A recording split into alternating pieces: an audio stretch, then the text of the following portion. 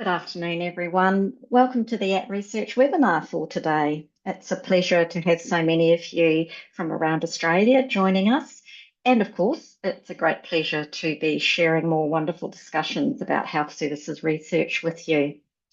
My name is Heather Cameron, and I'm the Program Manager for the Revitalise Project's Regional Research Teaching Hub. And of course, we're the hosts of the At Research website. So, on behalf of our team and everyone present today, I would like to begin by acknowledging the traditional owners of countries throughout Australia. I recognise their continuing connection to lands, waters, and communities, and I pay our respects to Aboriginal and Torres Strait Islander cultures and to elders past and present. And I extend a very warm welcome to Aboriginal and Torres Strait Islander people who are joining us today or perhaps viewing the recorded webinar. I'm privileged to be joining you today from Geelong, which sits on the lands of the Wadawurrung people of the Kulin Nations. I'd also like to take a moment to note the momentous occasion in Victoria this week, with Victorian Premier Jacinta Allen issuing a formal apology in Victorian Parliament for laws, policies and practices that have contributed to injustices against Aboriginal people in the state. The Premier said that the apology was about acknowledging past injustices and atrocities against Indigenous people and working towards a better future. And indeed, we're here today to consider both the present and the future in terms of building and strengthening health services research by and with Aboriginal and Torres Strait Islander communities. So just some housekeeping before we start. As you may know, we all work remotely. So if there are glitches with our connectivity, I hope that you'll be patient and bear with us. We're going to hear today from some of the team who have designed the Lotjpa Yapaneyepuk project, which sits within the Revitalise project. And we're going to hear a little bit about the project and then have a panel discussion focusing on the ins and outs of co-design research, particularly when working with Aboriginal and Torres Strait Islander communities and with Indigenous people globally. Excuse me. As the webinar progresses, I remind you to pop your questions and comments in the Q&A at the bottom of your screen. We'll aim to respond to them, and if we can't do that in the webinar, we'll certainly get back to you post-webinar. So I'm now very pleased to welcome our presenters and panelists to the webinar, and I invite them to join us now while I introduce them. I'd like to begin by introducing Leah Lindrea Morrison, who's coming. Here she goes. Leah is a Yorta woman and Aboriginal Research Assistant and Steering Committee member for the Lotjpa Yapaneyepuk project. Leah has worked with the local Aboriginal community in education, health and employment services, and for the University of Melbourne on the ASQ steps for measuring Aboriginal child development in the Department of Paediatrics, and as Partnerships and Community Engagement Officer with the Department of Rural Health. Leah has successfully engaged with the community and service providers to organise health conferences and bring Aboriginal perspectives and community-led solutions underpinned by cultural theories to Aboriginal health and wellbeing. Leah is a member of several national and state reference groups and understands the importance of equitable choices in cancer for all Aboriginal and Torres Strait Islander people. And a warm welcome to you, Leah. Monica, welcome. Monica Green is a non-Indigenous researcher at Border Medical Oncology Research Unit and is co-lead on the Lotjpa Yapaneyepuk project. Monica has worked in Aboriginal and Torres Strait Islander health research for over 10 years, developing ways to systematically measure the healthcare experiences of Aboriginal and Torres Strait Islander people with cancer with the Menzies School of Health Research at Charles Darwin University and also St Vincent's Health Australia Private Hospitals Division. And underpinning this work is the drive to give voice to Aboriginal and Torres Strait Islander people in Australia with the overall goal of contributing to improved health outcomes. And Monica's based in Naarm, Believe it or not, that's not her real background there, but good try, Monica. Welcome. Also, welcome to Professor Joan Cunningham, Honorary Research Fellow at the Menzies School of Health Research. Joan has extensive research experience in Aboriginal and Torres Strait Islander health across 3 decades, including collaborations with Aboriginal and Torres Strait Islander researchers, policymakers, service providers, consumers, and organisations. Welcome to you, Joan. And Shannon, welcome. Shannon Drake is on the steering committee co-chair for Lotjpa Yapaneyepuk. Shannon is a proud Wamba and Jara woman. She leads public health and wellbeing outcomes at Rumbalara Aboriginal Cooperative in Marupna on Yorta country. And as the steering committee co-chair for Lotjpa Yapaneyepuk, Shannon plays a significant role in guiding study design, governance, and management practices to empower and uphold Aboriginal and Torres Strait Islander principles. Welcome to you all. How amazing is this group of people, and how fortunate are we to have them all in the room to share some insights and wisdom with us. It's such a pleasure to have you all joining us today, and we thank you for taking the time to share your knowledge and experience. Some of you will know about the Lotjpa Yapaneyepuk project, but I think it's important to start the discussion with an overview of the project, just to provide some context for us today. So I'm going to now hand over to Leah and Monica, just to provide us with that short overview to get the ball rolling. So over to you, Leah and Monica.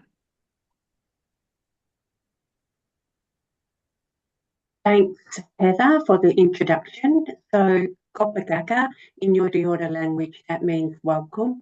So, as you heard, my name is Leah and I'm a proud Yorta woman. I too would like to acknowledge and pay my respects to the traditional owners of the land that we're meeting on today. I'm on Yorta country, so I'd like to pay respects to all Aboriginal and Torres Strait Islander people, our elders past and present, and their wisdom that continues to guide and teach me. And also I would like to extend that welcome to all First Nations people with us today.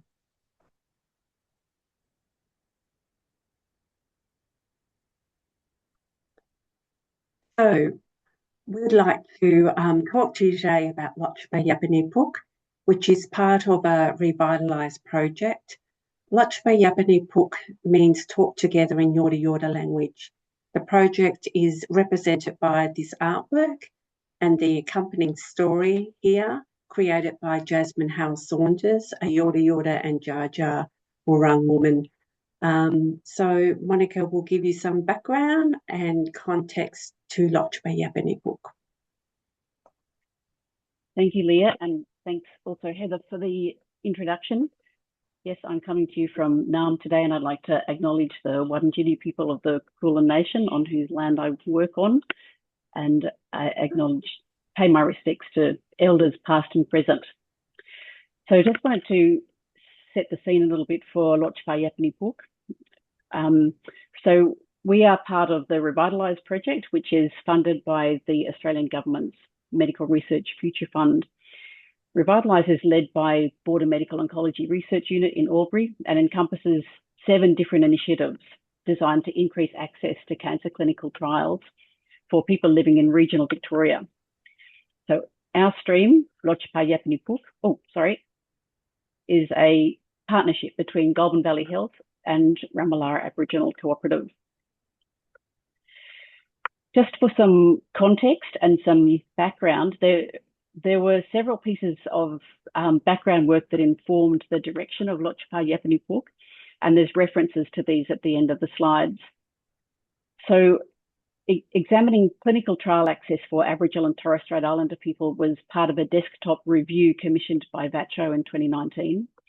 And this involved reviewing the literature to identify barriers to clinical trial access and also strategies that might improve access to clinical trials for Aboriginal and Torres Strait Islander people. And one of the publications that came out of this is in the reference list also about are there systematic barriers to participation in cancer treatment trials by Aboriginal and Torres Strait Islander people, cancer patients in Australia. Another substantial piece of work, the Menzies report, built on that first review and identified strategies to inform this stream of Revitalise in Shepparton, which became Lotjpa Yapaneyepuk. Also, early last year, we conducted an environmental scan to identify publicly available clinical trial resources aimed at Aboriginal and Torres Strait Islander people, and to further inform the project. We're currently updating that scan and hope to publish it early next year. I think many of you will be aware of the barriers to clinical trial access for Aboriginal and Torres Strait Islander people, but just very briefly, those that were identified in the literature included mistrust of research, implicit and explicit bias, highly restrictive study design, the language and the complexity of trial materials, that trial locations are largely metropolitan or have been largely metropolitan, few Aboriginal and Torres Strait Islander people in research teams, limited awareness in the community, not much support for people to take part in trials, and not enough trials for the cancers that are common in Aboriginal people, and there are numerous others identified in the literature. So on the positive side, we did identify strategies that are likely to improve access to clinical trials for Aboriginal and Torres Strait Islander people, and there's already a lot of activity in several of these areas. So through the literature reviews, there were two overarching themes that we identified, and the first one was trust in health services and research, and the second is recognising that healthcare experiences for many Aboriginal and Torres Strait Islander people are culturally bound. And these factors need to be recognised for any of these strategies listed there to be successful, along with Aboriginal leadership that's critical to the success. So the literature reveals that work's needed across all areas, including at community level, such as stakeholder and community engagement and relationships. Also at the cancer care level, regarding trials teams characteristics, governance and support for trial participants, and at the trial design phase about inclusion and exclusion criteria, having a strengths-based approach, and consideration of recruitment and retention. Oh my goodness.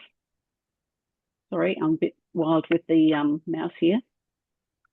I'm just going to hand over to Leah to talk about what we actually ended up doing after all that background work that sort of steered us.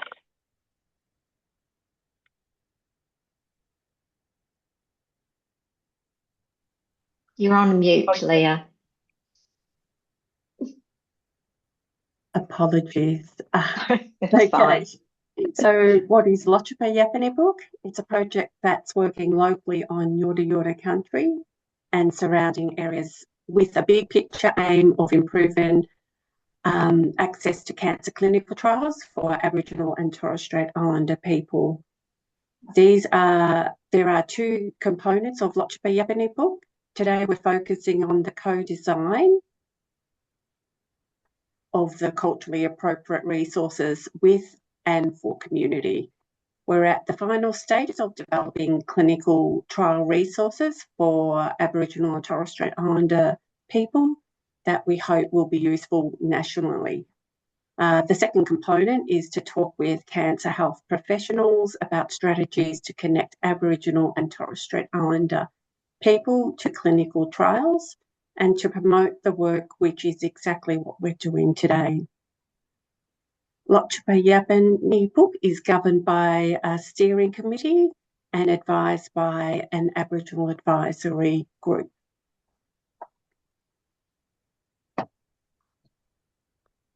So here is a photo of our very first yarning circle held at Rumballara in Marupana around this time last year. So how quickly the year's gone. And I think my greys are probably coming through But anyway, as part of our co-design process, we had a yarn with 32 people in yarning circles across 8 locations. Of the 32 participants, 22 were females and 10 males. So we were really pleased to see the number of men taking part. The age range of participants was between 18 and 74 years, with an average age of 49. Most people that were part of those yarns have been, family members of people with cancer, and which was really good. Also, we had quite a range of clan groups that were represented. So these were including Yorta Yorta people, Wamba Wamba, Jaja, Warung, and other groups. So Lotjpa Yapaneyepuk is based in Shepparton. However, we were conscious of including as many people as possible in the yarning circles.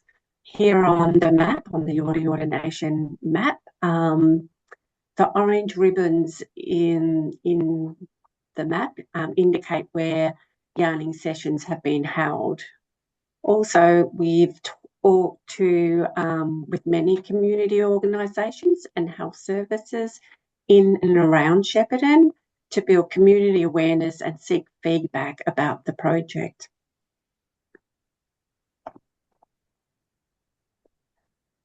This photo here is another of our yarning circles that was held at the Department of Rural Health, University of Melbourne in Shepparton. Not sure if you can notice the beautiful tablecloth with our artwork, which is connecting us, bringing us all together to have these yarns. So it reminds me why we're there, and being sensitive and inclusive of each other. So to acknowledge participants' valuable contribution to the work, everyone received a merch pack with a lovely tote bag, notebook, bucket hat, pen and sunscreen, all with the artwork on it.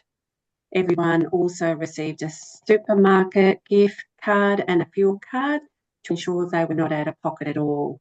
We also provided morning tea and drinks to ensure people felt welcome and valued. In the yarning circles, we wanted people to talk about their knowledge and perspectives of clinical trials. There's been a lot of stories and information shared, which I was very privileged to hear. And we will be reporting on the yarning circles feedback in more details elsewhere.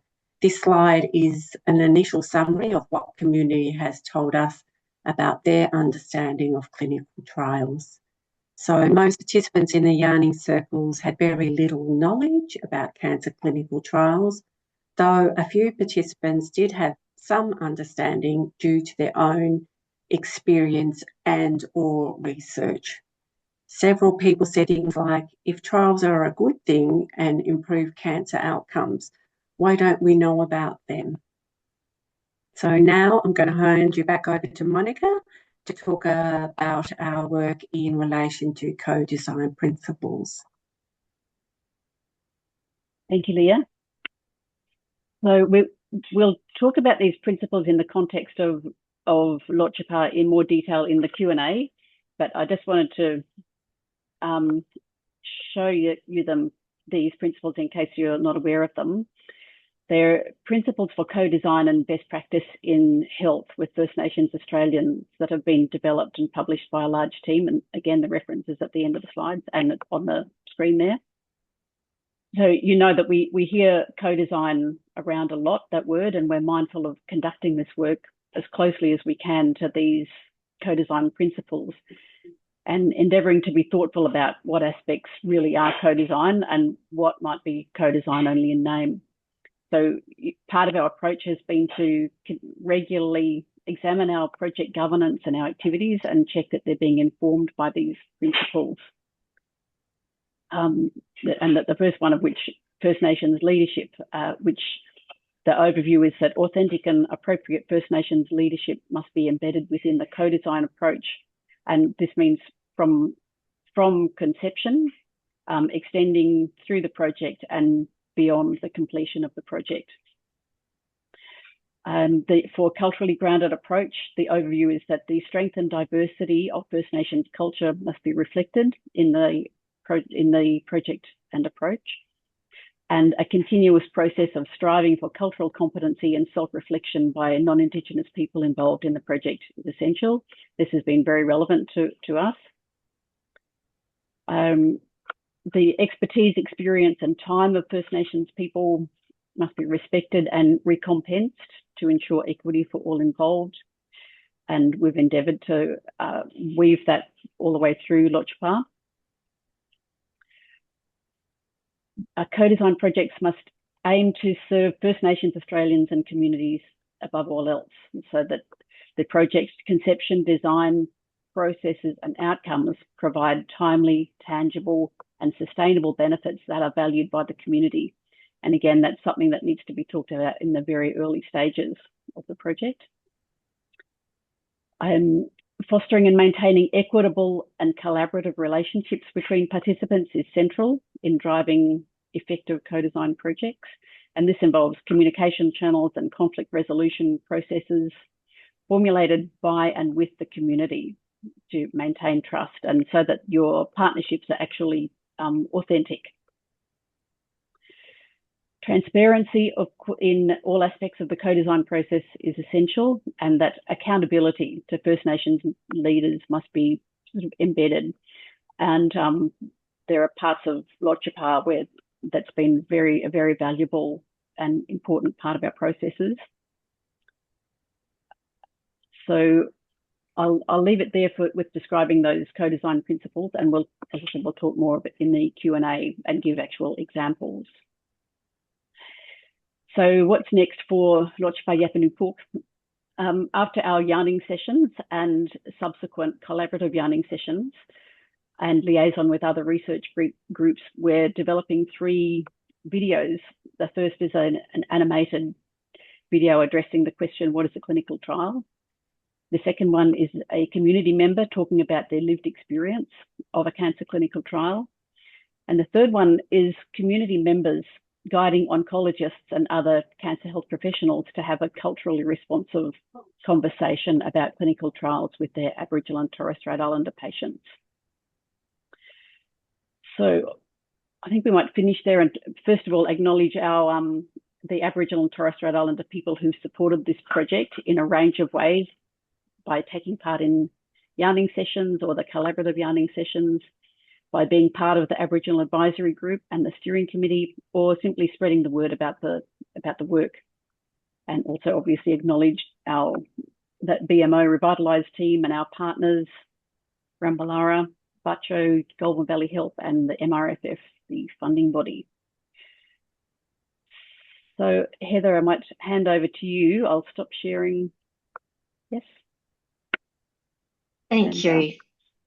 Thank you very much, Monica and Leah. That was really interesting, and obviously so much work gone into this, and you did very well to present in such a short space of time. Were you going to say something, add something, Monica? No, I just saw a message saying that you could see presenter mode, which is embarrassing. No, can I just comment? Thank you to the people who messaged us to say that you could see the presenter mode and see the notes. We've got, we had dual presenters coming from 2 different sites, so it actually was the way that we needed to work it. But I do appreciate those people who contacted us. Thank you for your care. So just a reminder, the chat is disabled, so if you want to comment, go to the bottom of your screen and pop your questions or comments into the Q&A. So, look, from the overview that we've just heard, as I said, it's clear that there's been a lot of work gone into this project. I'm wondering if I could start the discussion by perhaps asking Leah and Monica, in this research, in Lotjpa Yapaneyepuk, I'm trying really hard to get that right. What has worked especially well? What have you learned about the research process in this context? And perhaps could you speak a little bit about your experience of working together? And Leah, Sure. you'll need to unmute. Thanks for the reminder.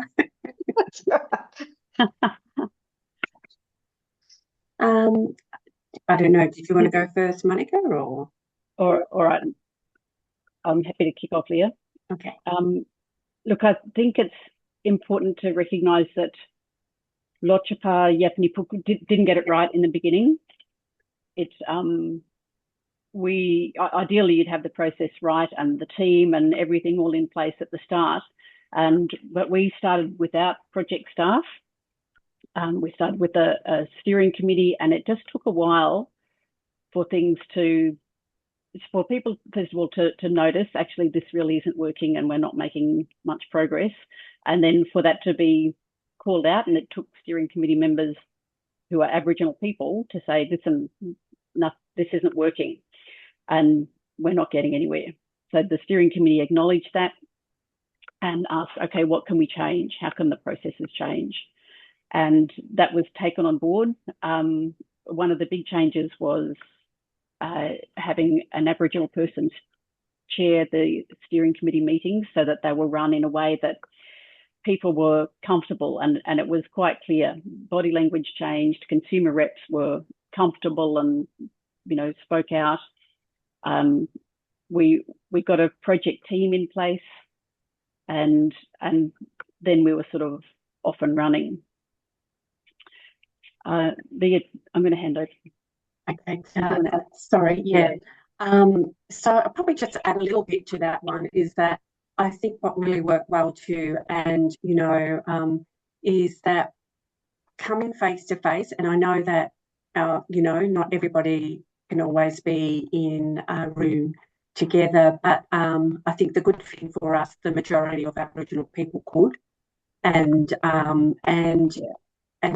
we talked about calling things out, but I think, and having Shan as the co-chair, it did, and the other Aboriginal people in the room, but I think just because that's the way we like to work as Aboriginal people, we like that face-to-face contact, and so I think that really helped also, because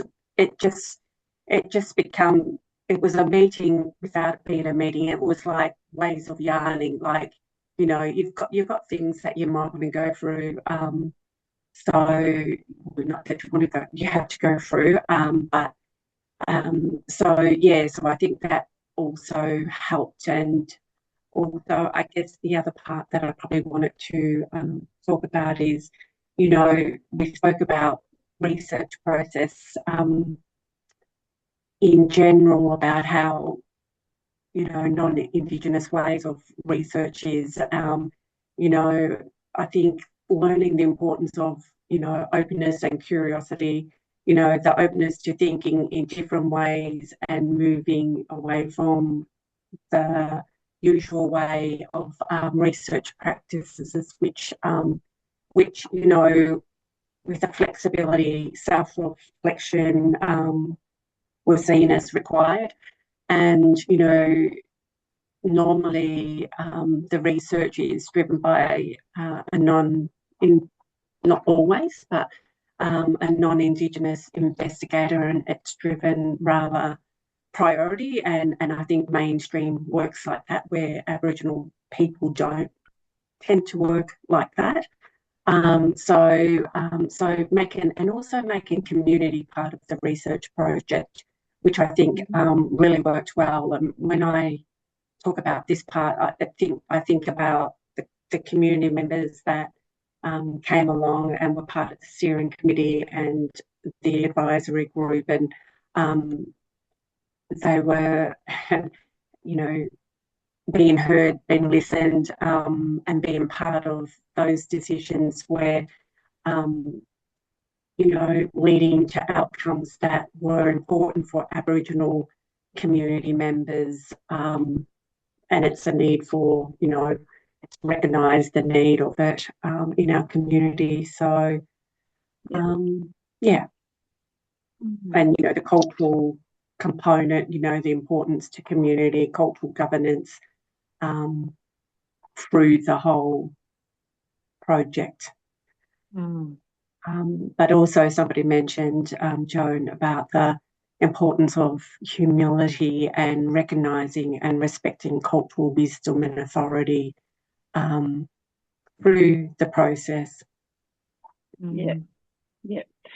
And demonstrating that by making changes. Yes. So as Leah said, that cultural wisdom really will make your project a stronger one if you take the lessons and make the changes and be prepared to do things differently. I'm really interested in what you're both saying, and particularly around moving away from the usual research processes that you might have in non-Indigenous or non-First Nations research. I wonder, and I'll perhaps ask Shannon, what advice would you give to Aboriginal and Torres Strait Islander researchers who may be working with non-Indigenous researchers? Thank you, Heather.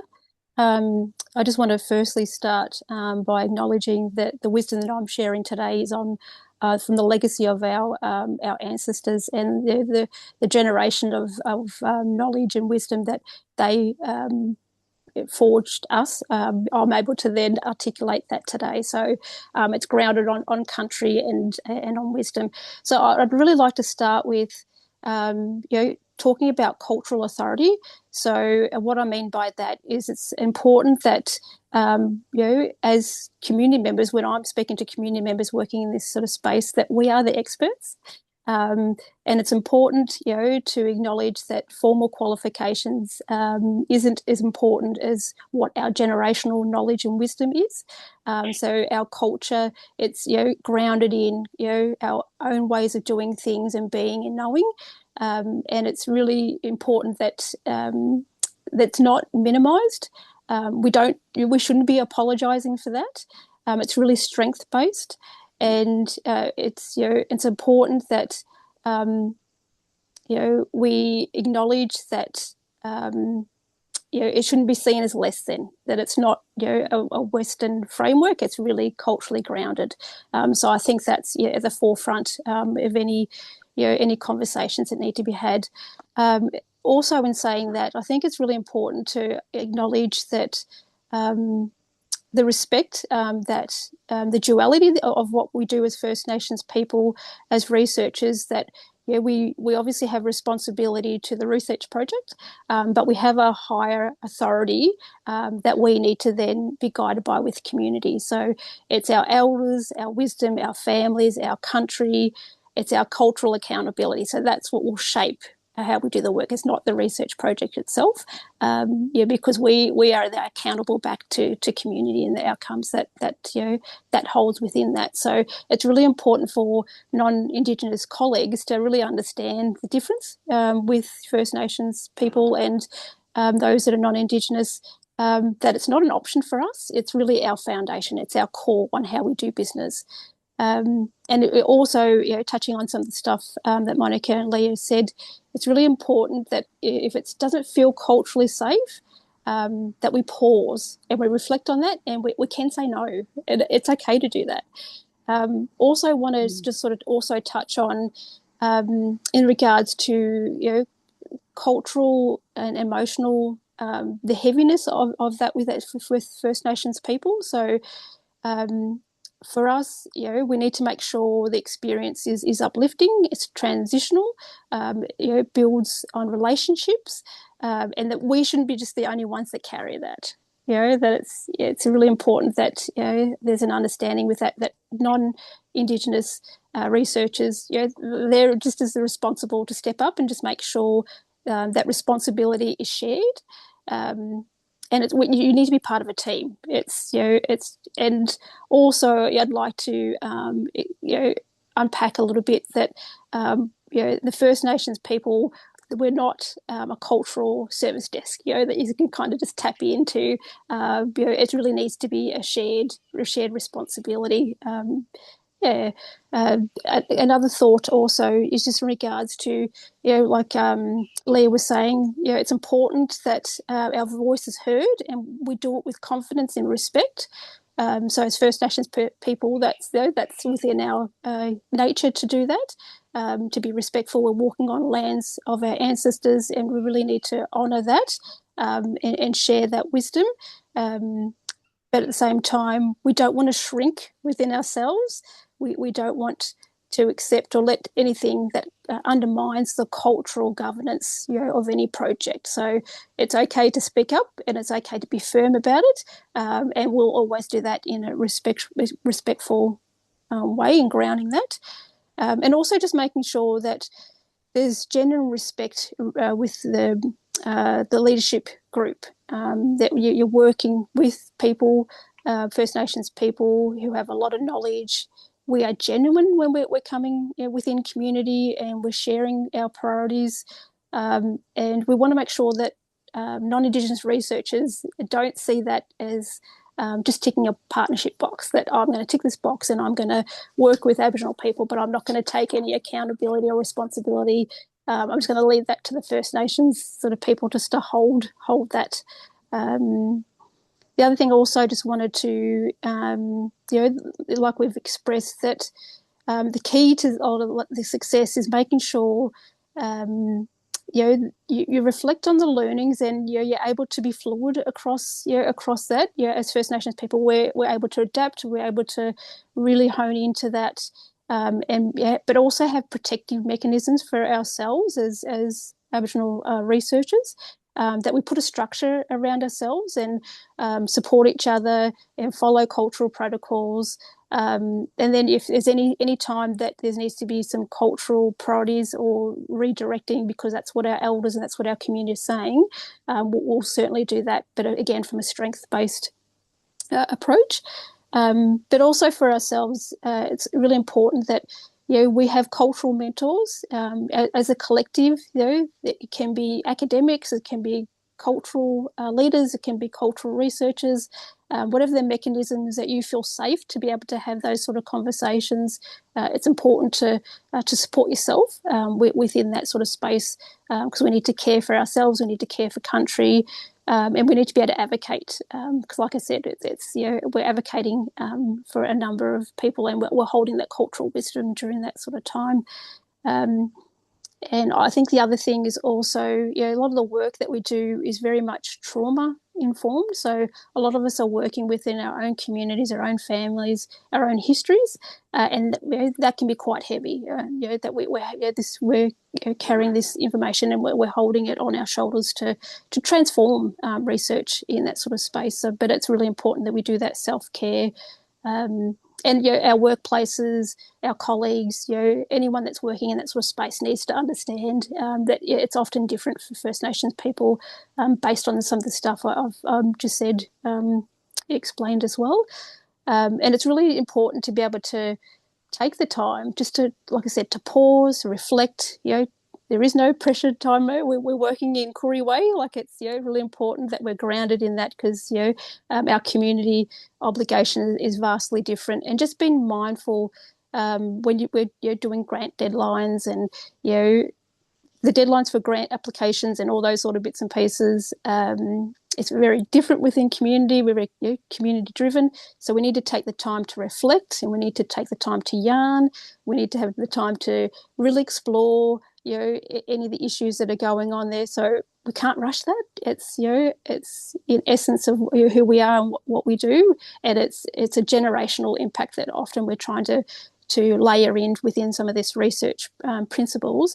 But that also takes time to build the trust and cultural integrity. It's really important that that's not skipped over, because your research is not going to succeed if you skim over those sort of principles as well. So I think I'll just sort of end on a bit of a thought that at the end of the day, that Aboriginal or First Nations people research, it's at the heart and it's at the core of what we do. It's our cultural intelligence, it's our cultural accountability, our wisdom that makes research meaningful. And you need to be able to trust yourself and really stand in that and own that.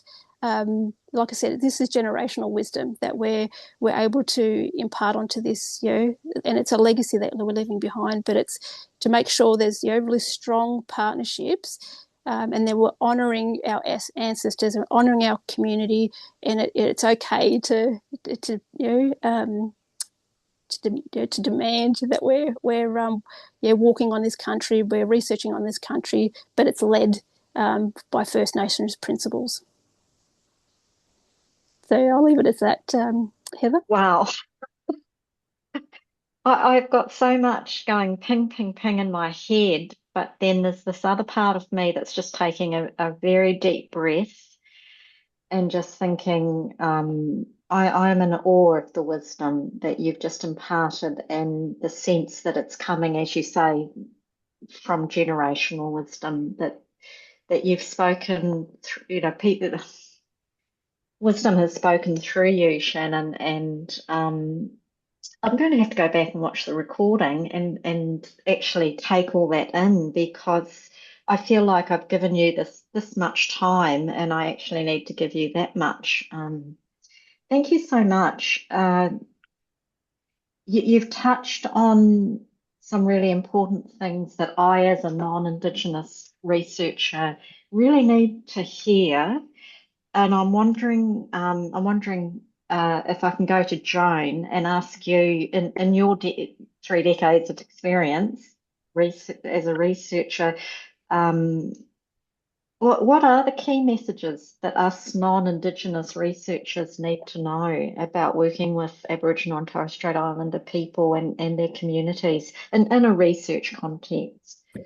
Well, to me, it boils down to having the right people do the right research in the right way. So to unpack that, the right people, we are moving towards a model which is the right model, which is Aboriginal and Torres Strait Islander people leading research. That's one. In the transition, I see the role for non-Indigenous researchers being to support, mentor, partner with up-and-coming Aboriginal and Torres Strait Islander researchers and community and organizations. The right research, whose priorities are we talking about? It really needs to come from community and from community leaders. The right way, well, there's not one correct single model, because this is an area for negotiation, but it has to be respectful. It has to be culturally grounded. It has to be a lot of the things that Shannon was talking about. But I do want to point out that what's needed in this area to be successful is really the opposite of what's needed to be a research star. So the research imperatives in academic settings is, well, you have to publish, you have to get grants, you have to blah, blah, blah. That is exactly the opposite of what's needed here, because what's needed here is a long time horizon, long-term relationships of respect, being prepared to live with uncertainty, being prepared to hand over control and power and resources. Someone mentioned earlier humility and flexibility and self-reflection. Yes, there are guidelines from IATSIS and NHMRC and all that sort of thing, but there's not a recipe book. I know people just so much I just need a list, and if I can tick those things off, then that's what I need to do, right? No. As I say, it's a process, it's a negotiation. There was mention earlier of benefits and the importance of those benefits being what community values and you have to find out what those are. You can't assume. They have to be timely and tangible and sustainable. I think it was Shannon who mentioned not having Aboriginal and Torres Strait Islander people do all the heavy lifting or put the cultural load all on one person. And, expect to pay people for their time and expertise, including elders. Shannon mentioned that, and the importance of food in building relationship. Like you could, if you thought you could call a group of people together and not have food, then, you haven't really been paying attention. And it is really important to understand the history of this place and the context in which both healthcare and health research are taking place. So non-Indigenous researchers have to do all that work in the background before they really should think about how they can support, engage, whatever. And there's been mention of trust, and trust is critical, but the way you build trust is being trustworthy, and you show that trustworthiness over a long period of time. Trust is eroded almost instantaneously. It takes a long time to build. So always you must be trustworthy. And people won't come along on the journey if they don't have trust in you. So,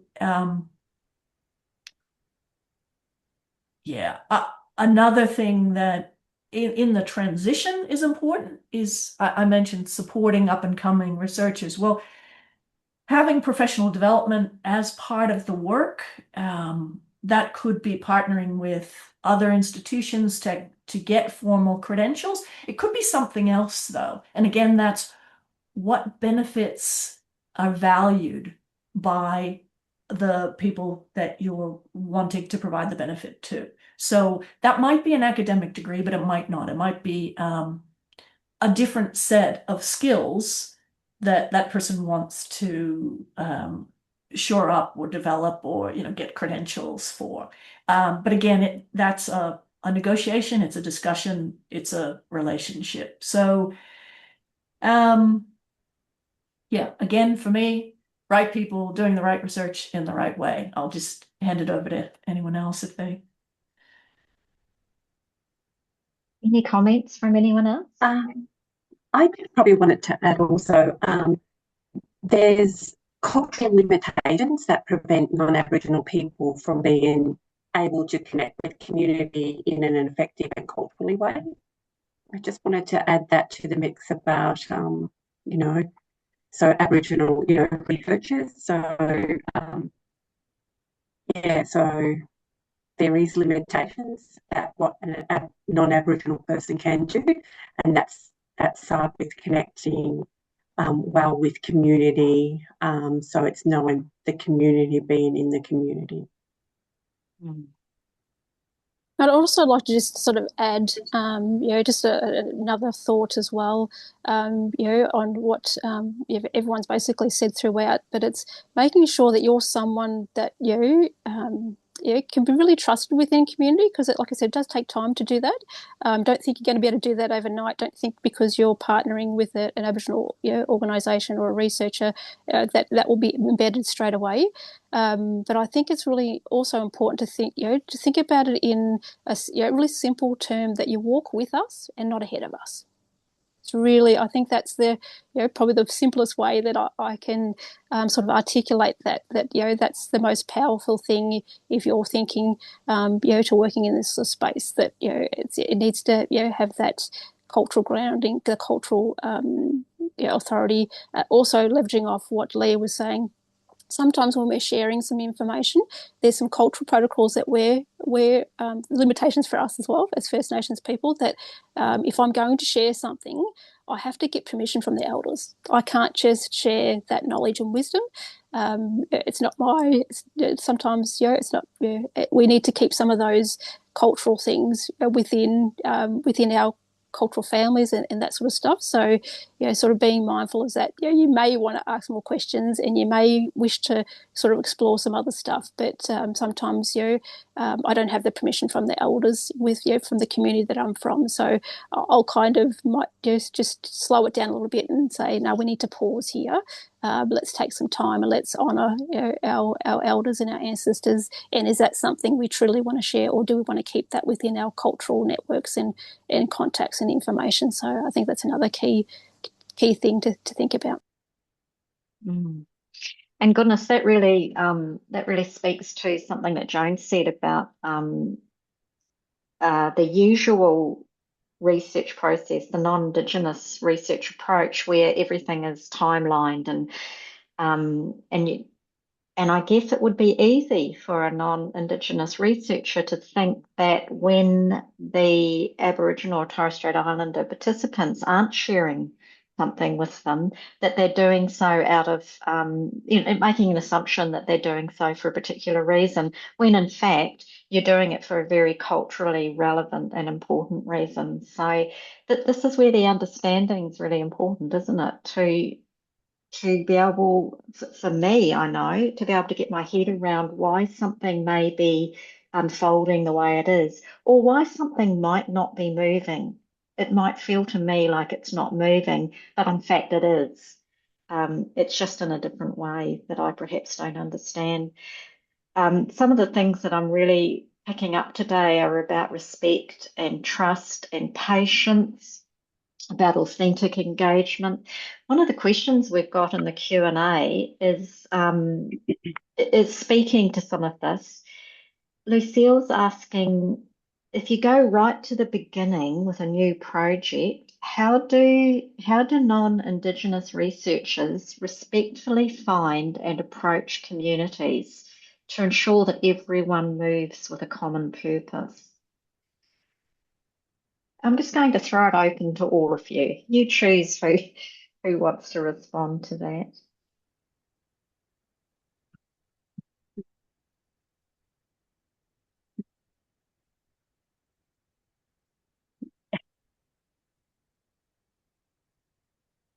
How do you approach communities? I guess it depends whether there's existing relationships, with an Aboriginal medical service, for example, and what the history has been with the relationship between your service and that service, and that if there's been no contact, then there's lots of opportunity there. But you do need to be very mindful that they're very busy places, and everybody wants a piece of the staff at the AMSs, and if your priority may not necessarily be the priority of the AMS. So I think it depends on whether there's existing relationships or not. And I would say just being consistent and persistent, gently and respectfully persistent, at sort of explaining what it is that you're wanting to do, and where the benefits might be. And, for Lotjpa Yapaneyepuk, there's no way we'd have got this partnership with Rambalara and the project off the ground if the CEO at Rambalara hadn't recognised that access to clinical trials for Aboriginal people was a big issue and really needed some attention. I think, Leah or Shannon, did you want to add to that? Or Joan? While Leah and Shannon sort of think about if they want to add that, I guess I would ask the question, well, what is your purpose in approaching the community or the health service or whatever? Like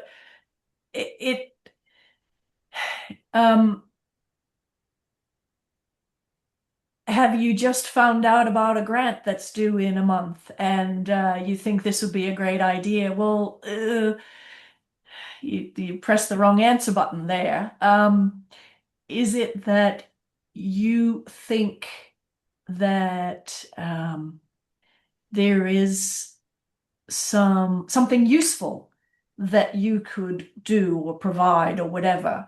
That's a very different context you have there, in which case you would start conversations to find out what the relevant people think is going on with respect to that topic area that you have an interest in. I think to answer that question, it really, you need to reflect, well, what is it you're trying to achieve? And whose priorities are you trying to deal with, I guess. So sometimes the answer to the question, how would you, is you wouldn't.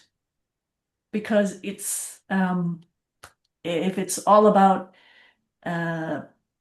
trying to do something that is not coming from what people want and need, then unless you can have discussions and reflect the wants and needs of people, then you go somewhere else, I guess. So, for example, there may be issues that leaders and community members aren't aware of, but you could have a conversation and present some information, and then, then say, well, is that important to you? And then go from there. And how could we make this better? But there are other things that, they know about it, but like it's 10th on the list, and 1 through 5 is really all we're ever gonna have the time and energy to deal with. So I don't know. I've waffled on enough so that we can hear from Shannon or Leah now. Yeah, I think you summed that up quite well. It's making sure you don't have an agenda. That you're walking in, you're being quite open and transparent. You're actually looking at it from a perspective of from a community perspective. That may not at all be our priorities. We often get lots of research requests and stuff, and it is deadline set, and it's I look at it and it's like, this is really frustrating.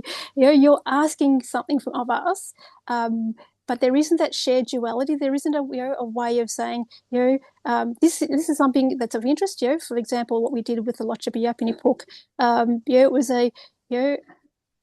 there was a point of reference first to say, let's have a yarn, let's just have a conversation. Sometimes it might be going to community events and just whether it's NAIDOC or whatever there may be within community, to build a conversation and seeing what our priorities are, rather than saying how can I put my agenda, my priorities first. And it's ensuring that it's something that like I was saying, that you don't try and walk ahead of us, that you walk with us, and it's something that that we're saying. Like with the Lotjpa Yapaneyepuk, there was, oh yes, this is a fantastic thing for community, and there is a need. We did have other priorities, but we felt that this was really essential to community. So we're like, yep, we're happy to be part of that. But it was Monica and the team coming in quite gently and just taking the time, not trying to we're just letting you aware of this. This is and so it was probably a good 6 weeks conversation before it actually got into the sort of detail that that you expect with that. So you need to walk on that journey with us, rather than make it time pressured and this is like, how do I do this? How do I do that? It's being open and flexible with that with what your priorities are versus what community priorities are. Because we're often dealing with a lot of things, sorry business and whatever it may be. We often might pause onto that sort of space. Mm. Thank you very much for that. We are running out of time, which is it's such a shame. I think probably we need to give this a lot more time. There's so much discussion that we could have around this. Can I wind up the webinar just by going around each of you and asking you any thoughts about I was going to ask you about global Indigenous research, but that's probably a bit too big. How about any thoughts about the future? Any final comment that you would make about the future? Could I maybe start with Monica? I'll be quick. We've talked a bit about this, and it's about supporting Aboriginal and Torres Strait Islander researchers to lead. Joan, I don't want to nick your words, but actually I'm going to. Joan describes her work as my goal is to do myself out of a job, and not just sit there and wait for it to happen, but to actively make that happen, not just wait for someone to come along and work at it. So Thank you. Yes, that's great. Joan, would you add anything? Just to clarify that doing myself out of a job means that there is someone better to do it, and that is Aboriginal and Torres Strait Islander people leading research. Yes. Yeah. And I'll say that you just need to go to, for example, the Lotjpa Institute's conference to see that there is a very impressive and growing cohort of Aboriginal and Torres Strait Islander researchers who are pretty amazing, and it's being added to all the time. There are more and more people going to university, learning, and we need to actively support people to do what needs to be done to lead. Yeah. Leah. So pretty much the same. It's about seeing our Aboriginal and Torres Strait Islander people leading, and having a full team of Aboriginal people would be amazing. And also just just seeing our Aboriginal people, and like Joan had mentioned about Lotjpa, you went there, well, my first time this year, and seeing amazing people from all different ages and different stages of that research is wonderful. And I know here in Shepparton that we've had people going through and doing their masters and doing their PhD, and in this area. So it's lovely to see, and so so that's all from me. That's wonderful. Wonderful. Shannon? I'd just like to just acknowledge that ultimately the future of First Nations research should be a sovereign one, where our community, they define questions, that we lead the work, but that we do a shift in the current systems. Basically, like I was saying throughout the conversation, that we are stood behind and not in front of. And like for me, it's really, really simple. That research is led by our people, that it's grounded in culture, that it's protecting our community knowledge, it's paving a way for the next generation to lead with confidence. That's the legacy that I want to be able to uphold, and the principles that I want to be able to do working in this space. Wow. Yeah. Oh. I'm not going to say much more, because that is such an amazing note to end on, except that I am going to watch the recording and I'm going to write that quote down, Shannon, because that's absolutely brilliant. And I just want to say a very heartfelt thanks to all of you for your contributions today. You are opening up the world to such profound wisdom and knowledge, and I want to continue learning from you. I can see the comments in the Q&A. People are saying thank you for the learning today. We will do this again. It's just so good. Thank you very much. I'll just end with an apology for finishing slightly late, but also remind people that you will be sent an evaluation. Please let us know what you have thought about today, and please let us know what you would like to hear more of in the future, because this is a topic that is so rich and so profound that we definitely need to talk about it again. So I'm going to end today with sincere thank you to all of you, and I wish everyone a very peaceful, very safe festive season, and we will see you next year. Thank you, everyone.